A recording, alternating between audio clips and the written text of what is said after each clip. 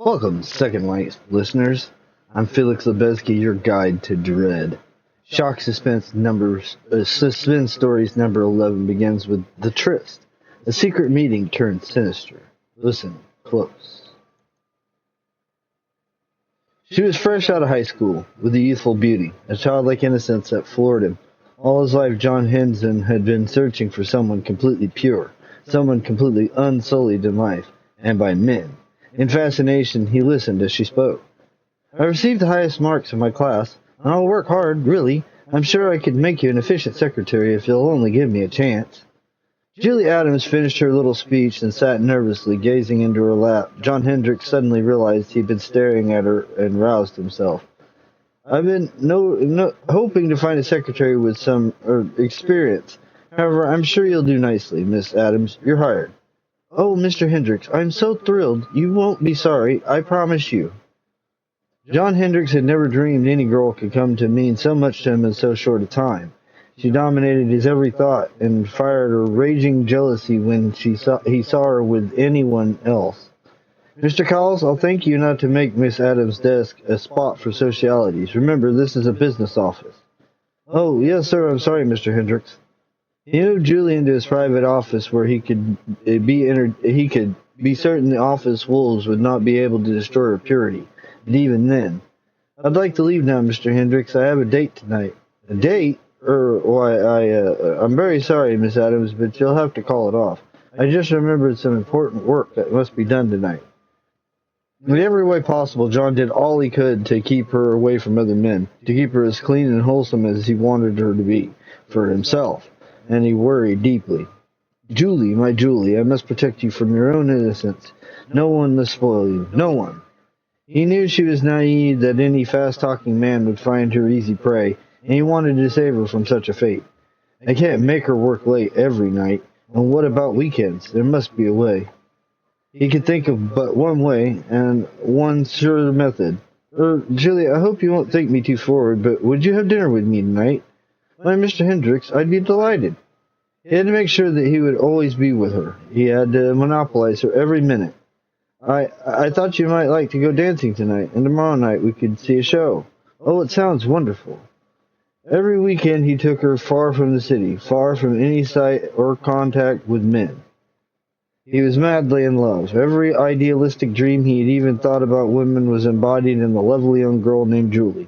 He wanted to marry her. He had to marry her, to keep her for himself. And do you, Julia Adams, take this man for your lawfully wedded husband? I do. It was immediately after their honeymoon that John brought Julie to live in his beautiful country estate, surrounded by miles of woodlands and complete isolation from any men. Oh, John, it's heavenly. It's only right that an angel like you should have a heavenly place to live, Julie. Anything you could ever want or need is here. I want you to promise you'll never leave the estate unless I'm with you. Why, of course, darling, anything you say.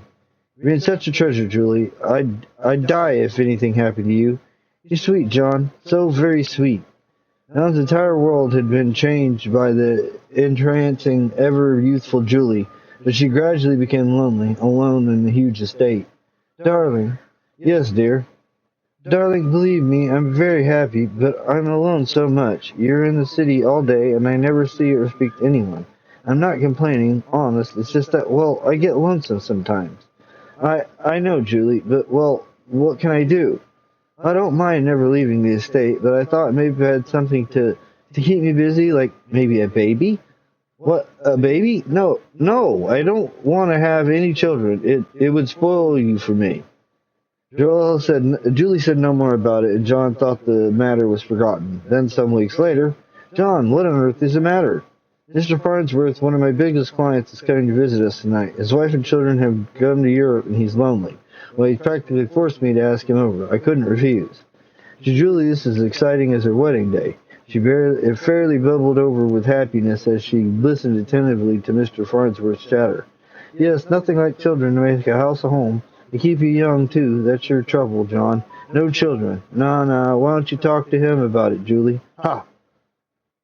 Mr. Farnsworth visited them on several occasions, and John had to struggle desperately to control his seething jealousy. You look lovelier than ever tonight, Julie, my dear. Why, thank you, Mr. Farnsworth. and several times the talkative Mr. Farnsworth would bring up the delicate subject. No children, John? You're not getting any younger, you know. No, not yet, sir. Maybe soon. And several times after Mr. Farnsworth had returned home. But I'm a woman, John. I want to be a mother. I want a child badly. No, Julie, no. I won't hear of it. Please, don't ask any more. Extremely downhearted, Julie said no more. She turned and silently left the room, leaving John alone with his agony. Though he wouldn't admit it, he didn't want children because he couldn't bear the thought of anyone sharing her love. Julie, oh my Julie, what am I going to do? What am I going to do? It was a few weeks later that John became aware of the fact that startled him. There goes Julie running off into the woods. Well, this is the second Saturday that He waited till she returned hours later from the woods. She's been meeting Farnsworth. She's fallen for him because he likes children. It has to be him. She doesn't know any other men. Days later, at John's office. Oh, hello, Mr. Farnsworth. Why, certainly. We'd be glad to have you for dinner tonight. About 8 o'clock? Fine. But early that evening, while Mr. Farnsworth was finishing some work before visiting John's home, who's there? In a furious assault, John pounded and battered Mr. Farnsworth until raging jealousy was spent, and the older man lay unmoving on the floor. There, that'll teach you to take advantage of my wife. Later that night, both he and Julie paced the floor, but for very different reasons. But it's almost 9:30, John. Mr. Farnsworth has never been this late. She was worried. Just wait till she sees tomorrow's headlines. You're right, Julie. I guess he couldn't make it. Let's get some sleep. The next morning, John Hendricks read the headlines and then handed the paper to his wife. He watched her face closely for any telltale expression. Oh, good heavens, John. It says here Mr. Farnsworth was murdered by a burglar last night. Isn't that awful? He was such a good client of yours. It'd be a shame if this hurts your business in any way. There's such a nice old man. Yes. Though disappointed when his wife showed no sign of deep grief because of Mr. Farnsworth's death, he was also puzzled by her calm acceptance of it until the following Saturday. What? Good heavens, Julie's gone off into the woods again. Frantically, he raced out of the house into the woods, but she was nowhere in sight. No use trying to find her now. I'll wait until next Saturday. He returned to the house, the tears of anger rolling down his cheeks. I don't understand. If she's still meeting some man, then maybe she's never met Farnsworth at all. Did I kill the wrong man? Julie, I'll never let anyone else have you. I can't bear the thought of another man going near you. I'll kill him, Julie. I'll find him and I'll kill him. I swear it. As usual, the following week, Julie disappeared into the trees with her small basket. But this time, John was trailing close behind her, an ugly gun in his pocket. She ran lightly in and out among the trees, and he kept her in sight only with difficulty. He kept trying to make himself believe that he was all wrong, that it was his insane jealousy that caused him to think such filthy things about his precious Julie. But he knew he had been right when he saw her reach the crest of a small hill. She stood motionless for a moment, then happily raised her arm, waving and calling a greeting to someone out of sight beyond the rise. Oh, Julie. Though through a stream of tears he saw her begin to remove her blouse as she disappeared down the other side of the hill towards her companion. He slumped to the ground weakly. He sat there, sobbing quietly, listening to her bubbling laughter float up over the hill, while hideous visions of what was taking place raced through his mind. The laughter died, to be replaced by intermittent quiet, broken only by an occasional giggle, a squeal of joy. A long time later he saw her reappear at the hill crest, radiant and smiling, and buttoning her blouse. She waved goodbye, blew a kiss from dainty fingertips, and hurried back towards the house, her little basket swinging gaily in the sun. John picked the gun up from the ground. There were no tears now, only hatred, deep, venomous, maniacal hatred. With the gun gripped tightly, he crept stealthily to the top of the rise. He caught a movement behind the clump of bushes. Through the leaves he saw the color of flesh, and he aimed the gun and fired, again and again and again. Blam! Blam! Blam! He ran hysterically from the hill back through the trees to the house. It was over. Julie was his again. He was exhausted as he neared the house and saw Julie. Oh, there you are. I've been looking for you. Please, dear, walk with me. I have something to tell you. What? So led him back into the woods. He hesitated at first, then went with her. Why not? He had nothing to fear. I want to confess something, John. I know I shouldn't have done it behind your back, but, well, I couldn't help it. You know how lonely I was. A confession, fat lot of good it will do her, love her, just as well if they did stumble on his body. Julie would be a good witness. It just happened. I went swimming at the pond one day, and there he was. I liked him right away. He was so cute, curly hair, blue eyes. You understand, don't you, John? Maybe if he had to, you know how lonely I was. I wanted someone, anyone. It was wrong, but we started to meet every Saturday. He could even put the blame. I didn't want to do it behind your back, but there was no other way. I know how jealous you are. Oh, Julie, what a laugh. But I can't keep it from you any longer. You're right to know. He's so wonderful. I want you to meet him. He and I had such fun panicking and swimming together. His name is Tommy. He's from the orphan home behind your estate. I know you just love him, and he's just dying to meet you.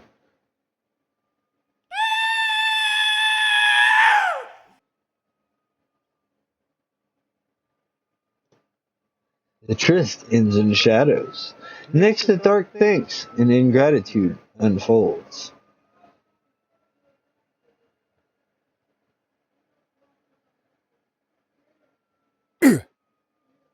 Step into the quiet. A favor repaid with a twist. What's the price? It was as if a huge blanket had suddenly fallen upon the ground that jammed the station platform, hushing their clamoring voices, stifling their laughter. All eyes turned to where the shining rails ran away towards the horizon and disappeared into the haze at the foothills of the distant mountains. All ears listened to the faint whistle of the approaching train, and then it was as if the blanket were suddenly lifted again.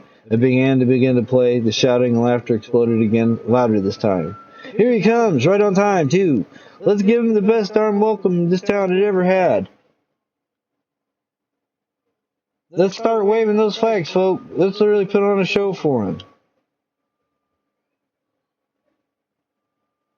Marisa and Andrew Norris, the parents, stood among the cheering, shouting crowd. There were tears of joy in Miss Norris's eyes, and Miss Norris's face beamed. He's done gone home, Andrew, or Joey's come home, a hero. The whole town's proud of him, Marcia, the whole town. Look at him. The train hissed and snorted as it steamed into the station and squealed to a stop. The crowd yelled and waved and pushed. The band blared. Somebody pointed, shouting, There he is! Welcome home, Joey! Welcome home! Joey, Ma? Pa? The boy swung off the train and put his arms, and his mother rushed into them, and he held her close. Joey, my baby, my baby! Ma, gosh, it's good to see you. His father stood by awkwardly, waiting as his mother kissed her returning hero son, and then, Hello, Pa. It's good to have you back, son. Father held out his right hand. The boy responded automatically, then hesitated. The father stared at the gleaming metal clamp. Oh, I'm sorry, Joey, I forgot. It's okay, Pa. The mayor put up his hands as the band stopped playing. The crowd quieted. Joey, on behalf of all the folks here in Centerville, I just want to say that we're all proud of you. Mighty proud of you. The crowd cheered. The mayor held up his hand again. This afternoon at 3, there's going to be an official welcoming rally at the town hall. Now you run along home with your folks, have yourself a nice home-cooked meal, and we'll see you there. The boy smiled, waved to the crowd, and picked up his barracks bag. The crowd parted, and he moved to the waiting car, flanked by his beaming parents. All right, folks, let him through. See you this afternoon, Joey. Joey, you must be tired after your long trip. The car doors slammed, the band began to play again, and the crowd roared as their returned hero was whisked off. Miss Norris puttered happily over the kitchen stove, chattering gaily and wiping away an occasional tear of joy. I made everything you like, Joey. Roast beef, French fries, broccoli, apple pie with ice cream. Sounds great, Ma. Parents sat quietly picking up their food, watching Joey feast ravenously, marveling at the way he manipulated his fork with the shiny clamp. Does it hurt much, Joey? What, Ma? All this? Nah, I'm used to it now. In the beginning it was tough, but now... The boy put down his fork on the empty plate before him and sat back, sated. He looked around, grinning, drinking in the familiar scene, the familiar smells. It's good to be home again, Ma, Pa. It's good to have you home again, Joey. He looked at his watch. It's 2:15. We have plenty of time till the rally. I think I'd like to go out to Hank's grave first. Hank's grave? Parents paled. The son looked at them. That's right, Pa. I'd kind of like to stop by and see it before we go on to the rally, you know. Why, sure, son, sure. The son stood up. What's wrong, Ma? Pa? What's bothering you? Nothing, Joey. It's just Mother took her son's hand. We meant to write you about it, Joey. We meant to tell you, but we just couldn't bring ourselves to do it. Sit down, Joey. You might as well know it. Now. The hero sat down. He looked up at his parents standing over him. What happened, Pa? Couldn't you swing it? Didn't his body get here? It isn't that, son. It's... Father's voice wavered. The mother took up the story. All those letters you wrote, Joey, you never mentioned it. It wasn't fair. We grew to love Hank from your letters. He was my buddy, Ma. I loved him like a brother. We went through it all side by side. Father began again. We know, son, but we pictured him so different, Joey. When you wrote about him, we pictured him, well, when you wrote about that patrol you were sitting on, we could just see you both tramping through the mud together. What the? Hit the dirt. Enemy machine gun. And when the enemy machine gun cut your patrol off, pinned it down, we could just picture you and Hank volunteering to put it out of commission and crawling off. Keep your heads down, fellers. We'll take care of him, Lieutenant. Be right back, Lieutenant. We're so proud of you both, Joey, tossing those grenades, silencing that gun. That did it, Hank. Look out, Joey. And when the live grenade landed beside you and Hank leaped on it, covering it with his body, saving your life. Mother hung her head. We cried when we read about it, Joey. We cried. Not because you lost your arm, Joey. We cried because Hank gave his life to save yours. And when you wrote home that Hank had no family and asked that we send for his body so he could be buried in our family plot at Fairlawn, we did it, Joey, happily. We arranged to have his body transferred from the simple wooden coffin the government supplies. Bought a real nice casket, Joey. Everything was set. Only the night before Hank's funeral, the undertaker called and told us. We didn't know what to do. And by morning, the whole town had heard. Phone didn't stop ringing. The soldier hero sat there, stunned, listening. We couldn't go through with it, Joey. The whole town was on our necks. Our friends. Our family. It had my business to consider, son. We couldn't do it. He looked up, whispering hoarsely. Then what did you do? Well, we buried him over in Greendale. He's got a nice plot, Joey. Pennsylvania bought him the best. More than we could afford. The boy got to his feet. He looked at his watch. It's late, Ma, Pa. We better get going. Yes, Joey. They drove to the town hall in silence. Joey just sat, staring at his gleaming steel clamp. He stood in the wings as the mayor introduced him. And now, folks, let's give a rousing welcome to the guy Centerville is proud of, to our Korean War hero, Joey Norris. The gathered crowd that had come to honor Joey rose to its feet, applauding. Joey stood before it, his head bowed. Finally, the auditorium quieted down. The soldier hero began to speak. His voice was scarcely audible.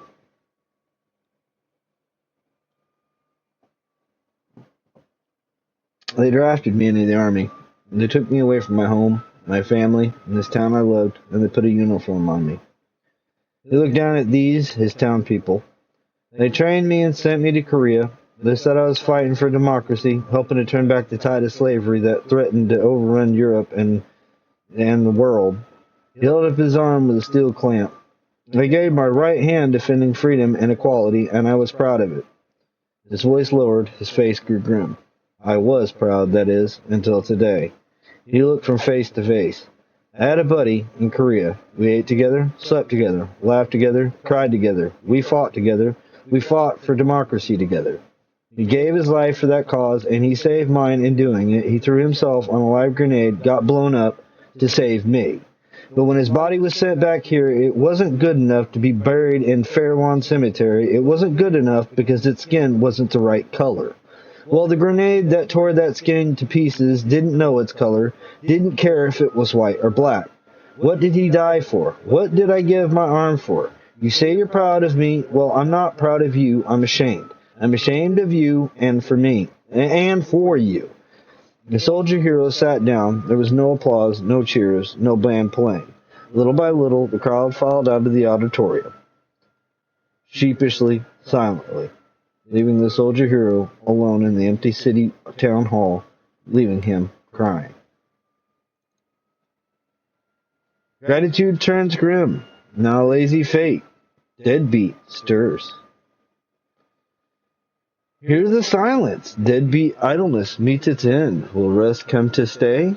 come to stay? Dr. Curtis Clark drew his bathrobe tighter around his ample stomach and snorted angrily.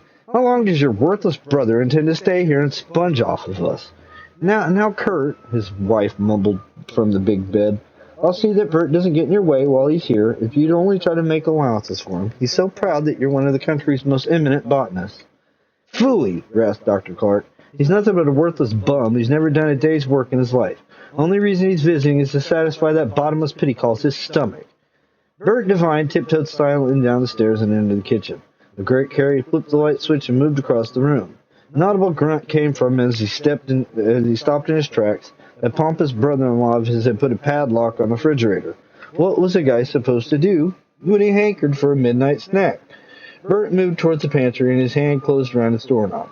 That crummy Clark, he thought to himself with disgust, he locked up the pantry. Not a speck of food around, and I'm starving to death after that stingy little snack they called dinner at this dump. The thought struck Bert Devine and switched off the kitchen light. He walked silently towards the rear of the house, to the glassed-in porch where Clark did his at-home experimenting. In the greenhouse, Bert reflected he might find some tidbits left behind it by his sister's cheap husband. The door opened quietly, and Bert stepped into the workroom. A quick search revealed nothing to eat. About to exit in disgust, Bert saw a wooden box set on a work table. Closer examination brought a smile to his heavy face. His eyes lit up. His mouth gaped in a grin. The corners of his eyes crinkled with good humor. Digging his hands deep into the soil, he pulled up a fistful of the objects planted there. This is better than I hoped for, Bert rejoiced. Just what I needed to satisfy my craving for a late snack. Mushrooms. If there's anything I adore, it's a feast of luscious, tender, succulent mushrooms. Yum. In suiting actions to a word, Bert Devine proceeded to clean out the box. In a few minutes, smacking his lips with obvious delight, he closed the greenhouse door and tiptoed upstairs to his room. What a laugh on old and stuffy old Clark. Dr. Clark rose from the breakfast table. First time in memory, he said, that your brother missed a meal. With that, he strode towards the greenhouse, with his wife tidied up the kitchen. Then a minute, Clark was back, his face crimson. That special strain of toadstools I've been working on, he sputtered. They're all gone. Must have been dug up last night. I hope the dog didn't get in and eat them. Those toadstools are highly poisonous. One mouthful and, oof, I hate to think of the agony that will precede death within 2 hours' time they're eaten.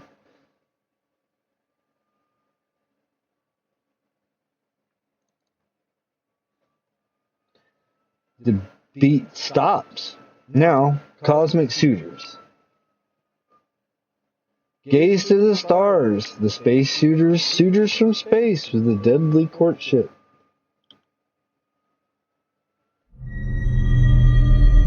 Dare to meet them?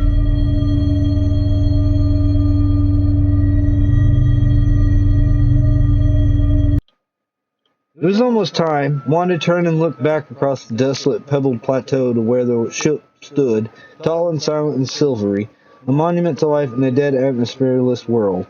Then she looked down at Milton, her wealthy middle-aged husband, kneeling awkwardly before her in his heavy rubber-ribbed spacesuit, studying the sample of planetoid rock. Cold, Milton, as empty and barren as the world they traveled across the void of endless space to explore, and then she looked at Donald, her husband's young and handsome employee, standing behind her, warm Donald, vibrant and exciting, with whom she planned all this, with whom she planned cold Milton's death.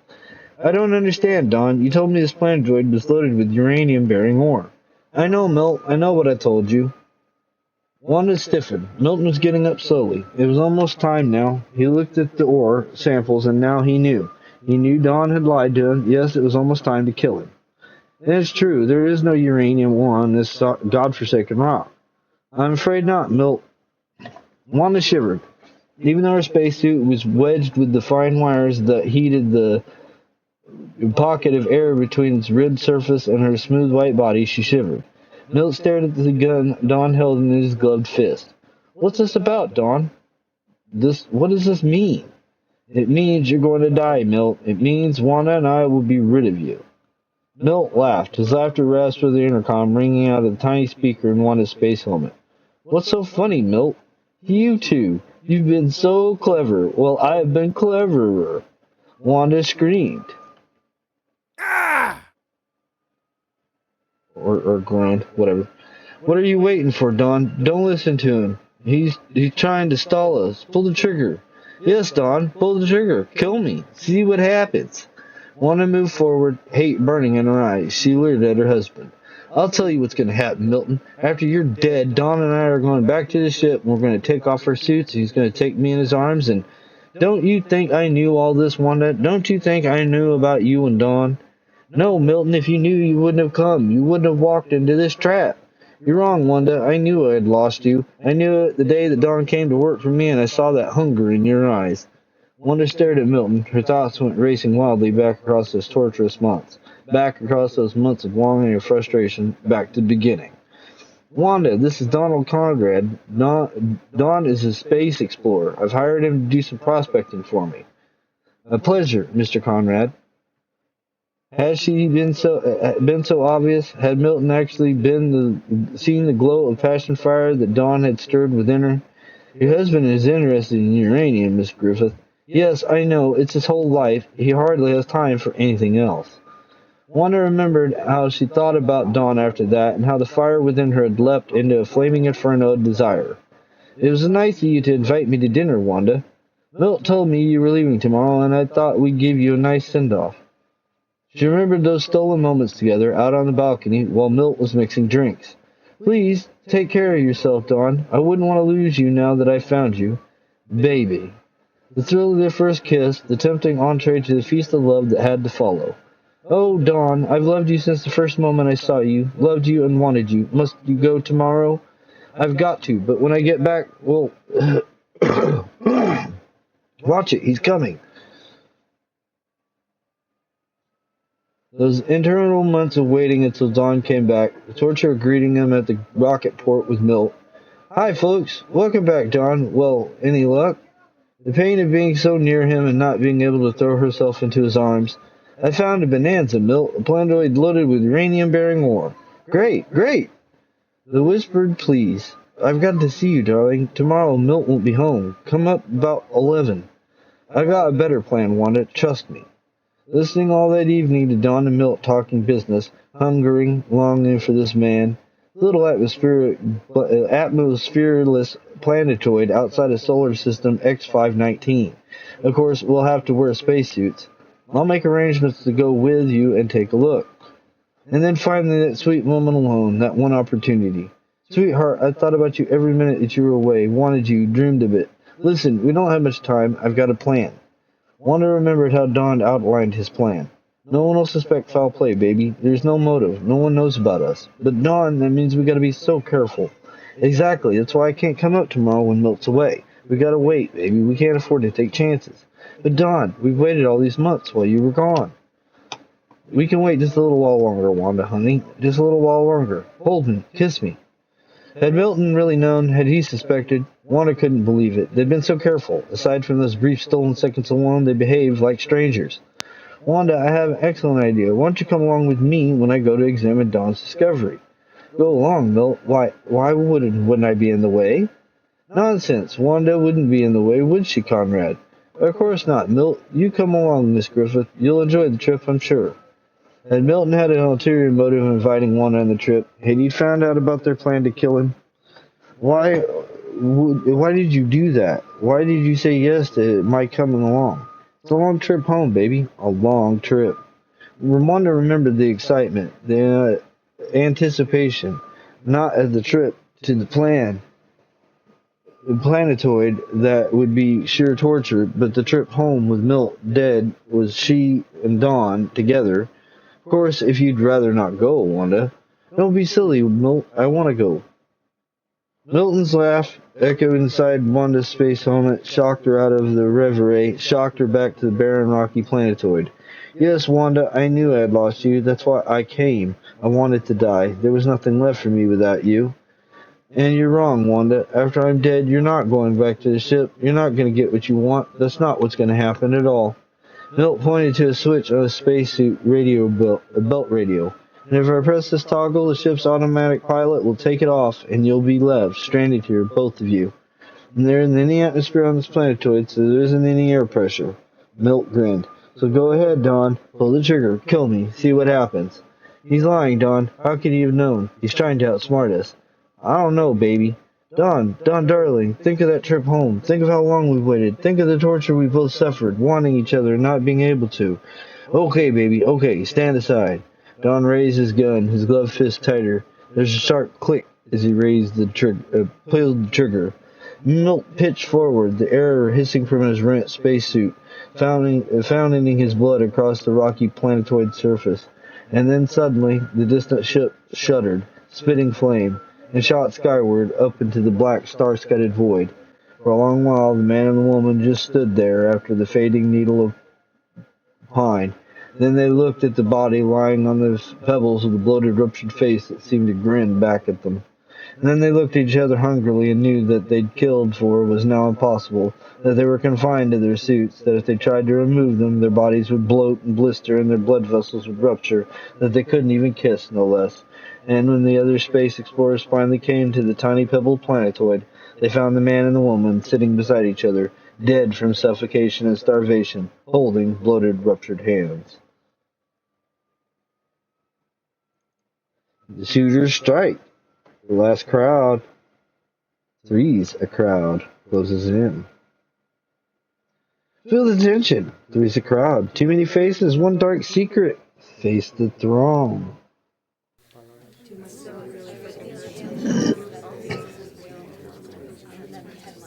Della had been acting strangely lately, cold to my advances. I'd sensed something was wrong, but I just couldn't put my finger on it. When she suggested going up to the lodge for the weekend, I jumped at the chance. I felt that the two of us alone up there could straighten out whatever had come between us, but then she'd gone to the phone and called Andy and invited him up too. Yes, Andy, this weekend. Just the three of us, yes.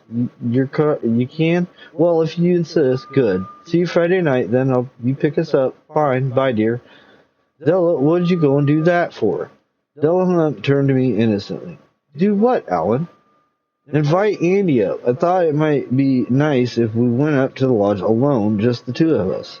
She laughed. Aren't we a little old for that kind of thing, Alan? Besides Andy is our best friend, I thought it would be nice to have him along. Very cozy, and what's this about him picking us up? You know how dangerous those roads are. I prefer to drive. Andy's a new car, Alan. He wants to show it off. I couldn't very well refuse him. No, not very well. I guess I acted pretty childish about the whole thing, but quite frankly I was annoyed. Our anniversary was coming up that Sunday, and it had been the perfect chance to clear the air of whatever it was that was bothering Della. But she'd gone and invited Andy and spoiled the whole deal. Friday night, Andy pulled up in his brand new convertible. Oh, Andy, it's beautiful. Toss your bags in the back and hop in. Sweet looking job, Andy. All the way up to the lodge, and Andy rattled on, praising his new car, and it was a sweet job. It had power steering, power brakes, remote-controlled windows that raised and lowered at the touch of a button. Yes, sir, she's got everything. What's that, Andy? What's ringing? They almost reached the road leading to the lodge as the bell started to ring, and Andy smiled, looking at his watch. I saved this for the piece de resistance. Right on time, too. It sounds like, oh no. Andy reached under the dashboard, lifted out the receiver. Yep, a built-in radio telephone. I left orders with my secretary to call me at 7. Pardon me. Andy, you're crazy. Hello, honey. Yes, any messages? Okay, see you Monday morning. Bye. Well, I'll be. Andy hung up. He grinned at us. Always wanted one of those things. Watch it, Andy. Right after the bridge, the road swerves up a steep grade. We zoomed across the bridge, and the car took the steep curb easily and sped up the steep mountain road. You have to watch the spot on the way back, Andy. It's pretty dangerous. You can't see the bridge until you're almost on top of it. Andy, what in the world do you need a telephone for? You never can tell, Della. Someone might want to reach me. About 10 miles further on, we turned off the main highway and pulled up the lodge.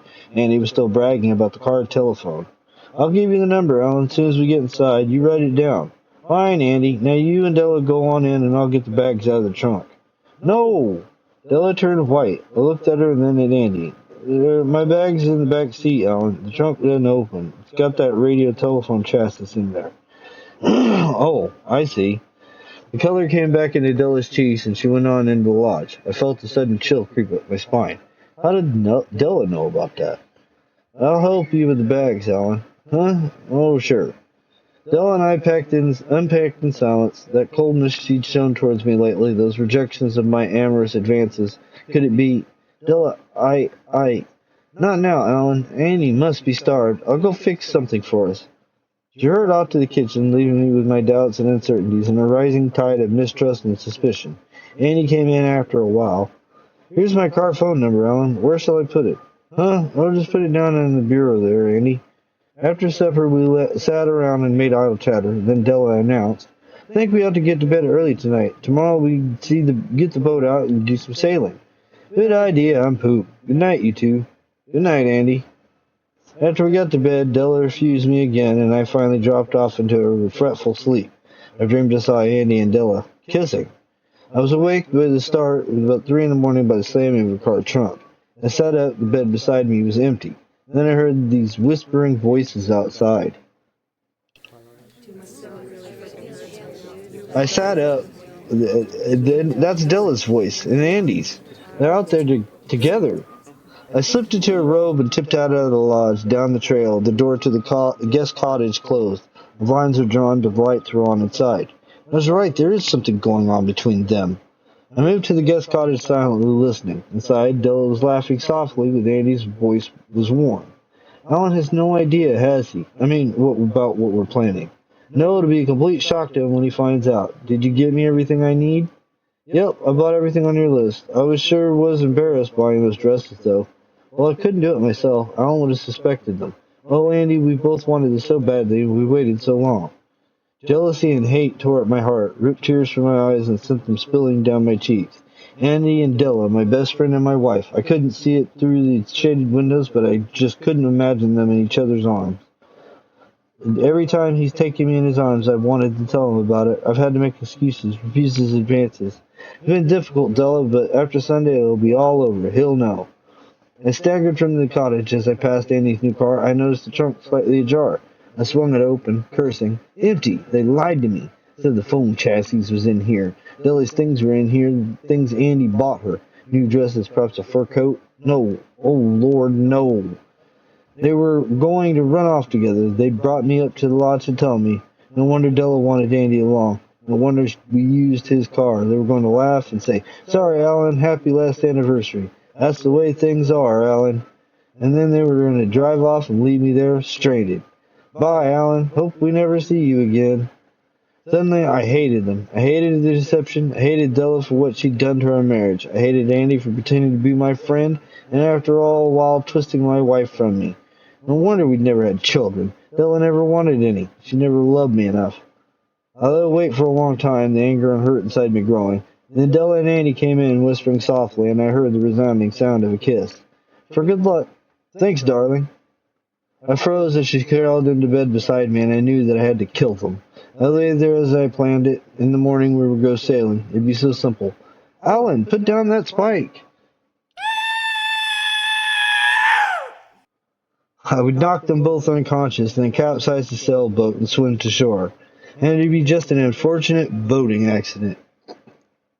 By morning I had made up my mind to go through with my plan, but somehow I couldn't bring myself to do it, and after we'd been out on the lake a few hours, it's starting to rain. Head for home, Alan. Yes. The storm seemed to come up suddenly. I prayed the boat would capsize by itself, but we made it back to the lodge safely. We arrived chilled and soaked to the skin. We'd better get out of these wet clothes. I'll light a fire. All afternoon the storm raged. Towards the evening it subsided. The phone rang, and I answered it. Hello? I just wanted to warn you folks that the bridge down the road is washed out, so don't try to come into town tomorrow. The bridge. The bridge is the bottom dangerous grade. The bridge that you couldn't see till you were almost upon it had been washed away. Who was it, Alan? No one, Della. Just a wrong number. A plan was forming in my mind. A death plan. I used to drive into town on Sundays to get fresh rolls for breakfast, Andy. Of course, I wouldn't expect you to let me use your new car. Oh, that's all right, Alan. I'll be glad to go in. Andy'd fallen for it. Della was next. He won't know where to go, Della. Why don't you go drive with Andy? Of course, dear. We'll make it early, Andy. About 8? It was done. The bridge was washed out. They'd come down the grade, see it, and it would be too late. That night, Della and Andy went down to the guest cottage again and returned hours later. I pretended I was asleep. I felt chilled and my throat felt sore. I was probably coming down with a cold. In the morning, I heard Andy's knock. Ready to go into town, Della? Ready in a minute, Andy.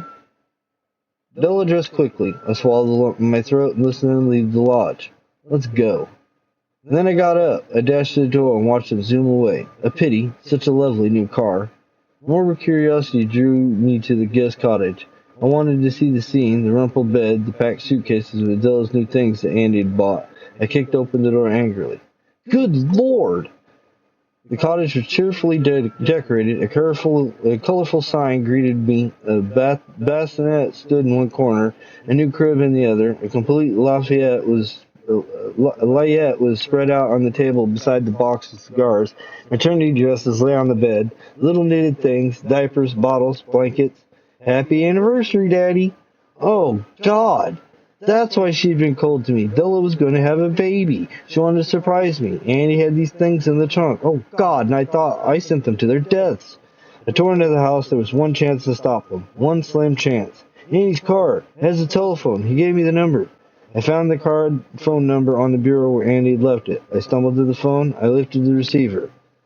Number, please. I opened my mouth. I tried to speak. Nothing came out. Not a sound. I had come down that last night with a bad case of laryngitis. The crowd collapses. The river cloud ends the tale. Shock Suspense story closes. Sleep with caution.